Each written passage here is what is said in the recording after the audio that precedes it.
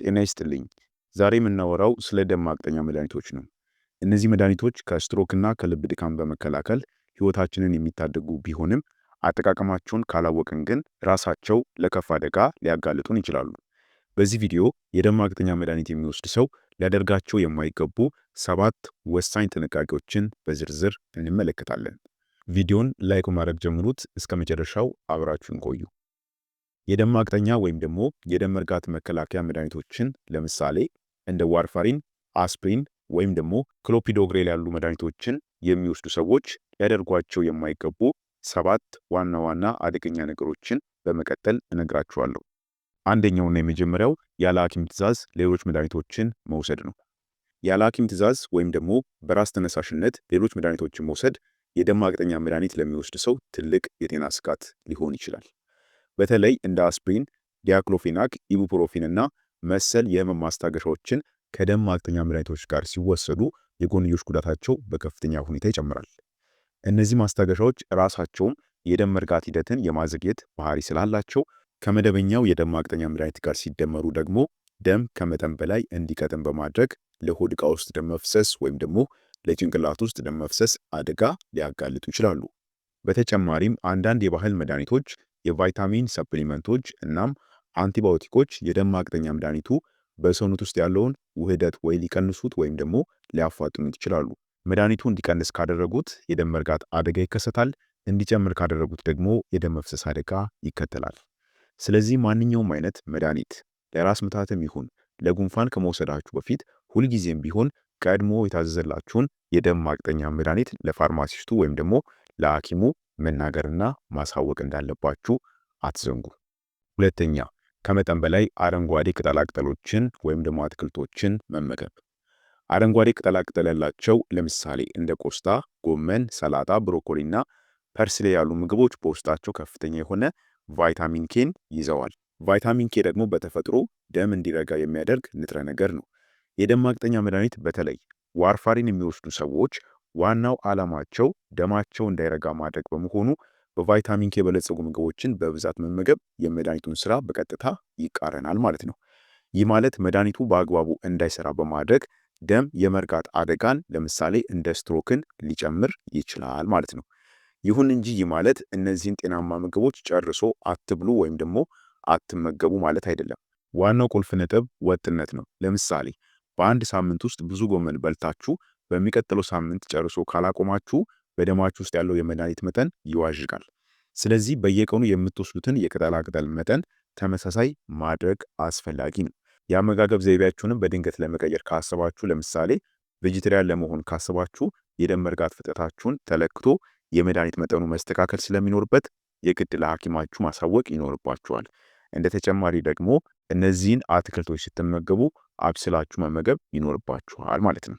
ሶስተኛ፣ ለደም መፍሰስ የሚያጋልጡ ስፖርቶችን መስራት።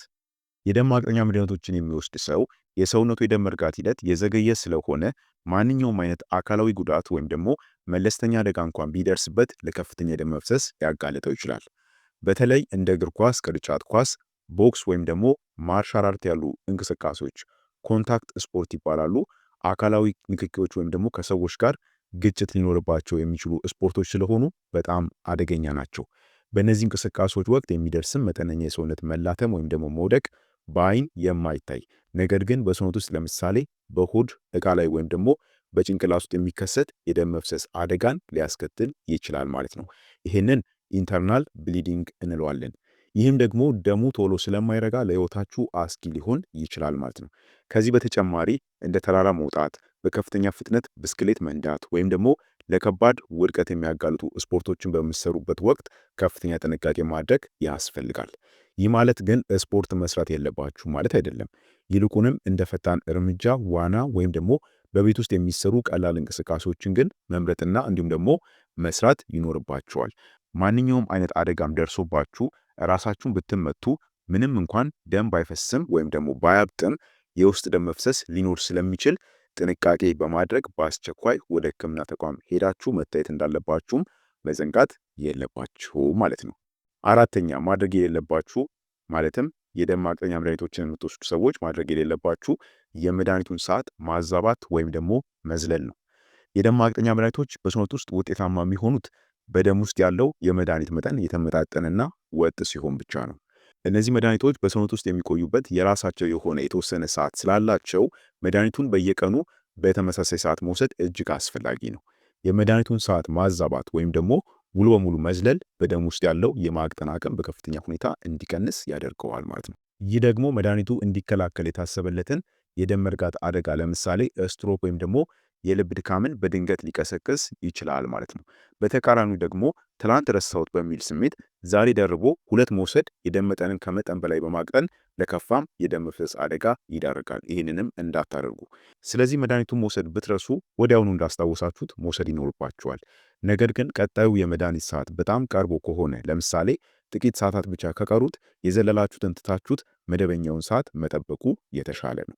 በምንም ታምር ሁለት መድኃኒት መጠን በአንድ ጊዜ መውሰድ የለባችሁም፣ ተጠንቀቁ። ይህንን መዋዠቅ ለመከላከል በስልካችሁ ላይ ማስታወሻ አላርምን ማስተካከል ትችላላችሁ። ወይም ደግሞ በየቀኑ የምትወስዱበትንም ቀንና ሰዓት በሚመዘግቡበት ማስታወሻ መያዝ ከሁሉም የተሻለው አማራጭና መፍትሄ ነው ማለት ነው። አምስተኛ የጥርስ ህክምና ወይም ደግሞ ቀዶ ጥገና ከመደረጉ በፊት ለሐኪም አለመናገር። ይህ ትልቅ ስህተት ነው።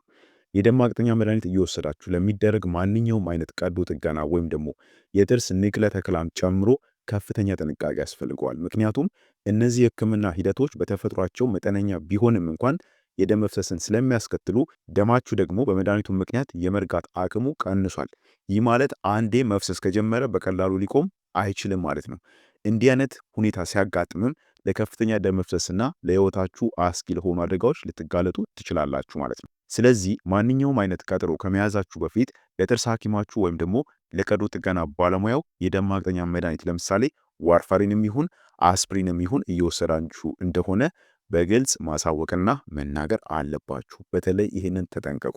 ሐኪሙም ይህንን መረጃ ሲያገኝ እንደ ቀዶ ጥገናው አይነት መድኃኒቱን ለጥቂት ቀናት ለምሳሌ ለ3 እና ለ5 ቀናት ቀድማችሁ እንድታቆሙ ወይም ደግሞ ሌላም አጭር ጊዜ ወደሚቆይ የደም ማቅጠኛ መድኃኒት ለምሳሌ እንደ መርፌ አይነቱን እንዲቀይርላችሁ ሊያደርግ ወይም ደግሞ ሊያዝላችሁ ይችላል ማለት ነው።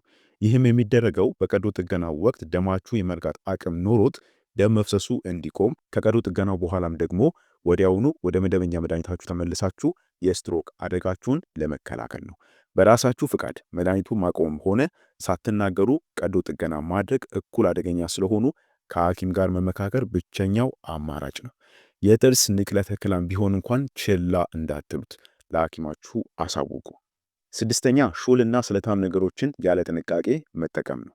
የደም ማቅጠኛ መድኃኒት የሚወስድ ሰው ትናንሽ የሚባሉ መቆረጦች ወይም ደግሞ መቧጨር አደጋዎች እንኳን በቀላሉ ደማቸው ሊቆም ስለማይችል ከፍተኛ ጥንቃቄ ማድረግ ይኖርባቸዋል። ለምሳሌ ጺም በምትላጩበት ወቅት የሚከሰት መጠነኛ መቆራረጥ በመድኃኒት ምክንያት ለረጅም ሰዓት ደም ሊፈስ ይችላል። ስለዚህ የተለመዱትን ስለታም ምላጮች ከመጠቀም ይልቅ በኤሌክትሪክ የሚሰሩ መላጫዎችን መጠቀም ይመከራል። ምክንያቱም እነዚህ ቆዳን የመቁረጥ እድላቸው እጅግ አነስተኛ ስለሆነ ነው። በተመሳሳይ ሁኔታም የጥርስ ንጽህናን በምትጠብቁበት ወቅትም ጠንካራ የጥርስ ብሩሾችን መጠቀም ድድ እንዲደማና በቀላሉም እንዳያገግም ሊያደርገው ይችላል። ስለዚህ ሶፍት ወይም ደግሞ በጣም ለስላሳ የሆኑ የጥርስ ብሩሾችን በመጠቀም ድዳችሁ እንዳይቆስል መጠንቀቅ ይገባል። ከዚህም በተጨማሪ በቤት ውስጥ ምግብ በምትሰሩበት ወቅት ቢላዋ ስትጠቀሙ ጥፍር ስቆርጡ ወይም ደግሞ በጓሮ አትክልት ስራ ወቅት እሾህ እንዳይወጋችሁም ጓንት በማድረግ ራሳችሁን መጠበቅ ይኖርባችኋል። ማንኛውም አይነት መቆረጥ ካጋጠማችሁም ቁስሉን በንጹህ ጨርቅ ቢያንስ ለ10 እና 15 ደቂቃ ሳታቋርጡ አጥብቃችሁ በመጫን ደሙ እንዲቆም መርዳት አለባችሁ። ደሙን ተጭናችሁት ሊቆም ካልቻለ ግን በአስቸኳይ ወደ ጤና ተቋም መሄድ አስፈላጊ ነው ማለት ነው። እነዚህን ቀላል የሚመስሉ ጥንቃቄዎች ማድረግ አስፈላጊ የደም መፍሰስና የኢንፌክሽን አደጋችሁን ለመቀነስ ይረዳሉ ማለት ነው። ሰባተኛ በፍጹም ማድረግ የሌለባችሁ ነገር እርድና ነጭ ሽንኩርትን በብዛት መውሰድ ነው። ብዙዎቻችን ለጤና ተስማሚ ናቸው ብለን የምናስባቸው ተፈጥሯዊ ቅመሞች እንደ እርድ፣ ነጭ ሽንኩርትና ዝንጅብል በራሳቸው ደም የማቅጠን ተፈጥሯዊ ባህሪ ያላቸው አንቲፕላቴት ይባላሉ። እነዚህ ቅመሞች በመደበኛ የምግብ ዝግጅት ውስጥ በትንሹ መጠቀም ችግር የለውም። ነገር ግን እንደ መድኃኒት በብዛት ወይም ደግሞ በፈሳሽ መልክ ሰፕሊመንትም ሊሆን ይችላል በዚህ መልክ መውሰድ ግን ከደም ማቅጠኛ መድኃኒቶች ጋር ሲደመሩ አደገኛ መስተጋብርን ይፈጥራሉ ማለት ነው። ይህም መስተጋብር የመድኃኒቱን አቅም ባልታሰበ ሁኔታ ከፍ በማድረግ የደም መፍሰስ አደጋችሁን በከፍተኛ ሁኔታ ይጨምረዋል። በተለይ እርድ በውስጡ ያለው ኪርኩሚን የተባለው ንጥረ ነገር የደም መርጋት ሂደትን ስለሚያዘገየው ከዋርፋሪን ወይም ደግሞ ከአስፕሪን ጋር ሲወሰድ ጥንቃቄ ያሻዋል። በተጨማሪም ደግሞ እንደ ቅርንፉድና ቀረፋ ያሉም የእጽዋት ውጤቶችን በተመሳሳይ መልኩ ከመድኃኒቱ ጋር ሊጋጩ ይችላሉ። ብዙ ጊዜ ሰዎች ተፈጥሯዊ ስለሆኑ ጉዳት የላቸውም የሚል የተሳሳተ እምነት ቢኖራቸውም ከኬሚካል መድኃኒቶች ጋር ሲቀላቀሉ ግን የሰውነትን የደም ዝውውር ሚዛን ሊያዛቡት ይችላሉ ማለት ነው። ስለዚህ ማንኛውም አይነት የተከማቸ የቅመም ውጤት ወይም ደግሞ የባህል መድኃኒት ከመጀመራቸው በፊት ለሐኪማችሁ ማሳወቅ ይጠበቅባቸዋል። በምግብ ውስጥም የሚገባ መጠነኛ ነጭ ሽንኩርት መጠቀም ይኖርባቸዋል። እንደ ቀረፋ፣ ቅርንፉድ ያሉ ሚጥሚጣ፣ ቃሪያ ያሉ እነዚህ ከባድ የሚባሉ የደም ማቅጠን ባህሪ ስላላቸው ስትጠቀሟቸው ጥንቃቄ ያስፈልጋቸዋል ማለት ነው። ስለሆነም ታዲያ እነዚህ 7ቱ ነጥቦች የደም ማቅጠኛ መድኃኒት የሚወስድ ሰው ሊያደርጋቸው የማይገቡ ጥንቃቄ የሚፈልጉ ሁኔታዎችና ጉዳዮች ናቸው ማለት ነው። ለማጠቃለል ያክል የደም ማቅጠኛ መድኃኒቶች የታዘዙለትን ዓላማ በብቃት እንዲወጡ የታካሚው ትብብርና ጥንቃቄ ወሳኝ ነው። መድኃኒቱን በሰዓቱ ከመውሰድ ጀምሮ ከአመጋገብና ከሌሎች መድኃኒቶችም ጋር ያለውን መስተጋብር ማወቅ ሕይወታችሁን ከአደጋ ይታደጋል። ጤናችሁንም ለመጠበቅ በሚደረገው ጉዞ ላይ ጥርጣሬ ሲኖራችሁ ወይም ደግሞ ያልተለመዱ ምልክቶችንም ስታዩ ወደ ኋላ ሳትሉ ሕክምና ማድረግ አለባችሁ። ጥንቃቄ የታከለበት ጥንካሬ ለተሻለ ጤና መሰረት ነው።